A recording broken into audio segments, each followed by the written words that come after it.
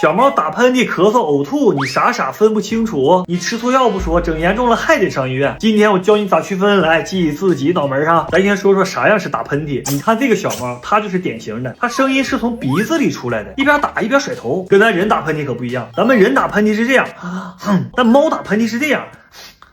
它甩头完鼻子出气儿，一般还会有鼻涕。它肚子起伏并不大，主要是看头和声音。打喷嚏呢，可能是家里这些东西刺激的，或者猫砂灰尘太大，也可能是生病了，有点小感冒。还有一种是逆向喷嚏，就是往里吸，其实也是鼻腔不舒服，它有鼻涕甩不出来，它就往里吸。第二个咳嗽，小猫像这样伸着脖，一咳一伸头，一咳一伸头，它声音是从嗓子里出来的啊，就不是鼻子里了。肚子特别使劲，一抽一抽的，它还张着嘴，这就是咳嗽。你看咱咳嗽不也是先吸气儿，完了肚子使劲往外咳吗？咳嗽、打喷嚏，这区别还是很明显的。因为咳嗽就是为了把这气管里的痰冲出来嘛，所以它肚子收缩就明显，才能使劲咳出来。声音呢是从嗓子里出来的。那小猫咳嗽呢，一般就是这里头气管和肺出问题了，你就抓紧上医院做个检查吧。第三个哮喘，哮喘的表现呢也是咳嗽，它白天晚上都会咳。如果只是晚上咳的厉害，白天不怎么咳，那就不是哮喘，就普通感冒。那哮喘呢会连续咳，咳半天，它会张大嘴呼吸，就像上不来气儿似的。其实就是小猫对这空气中的一些物质过敏，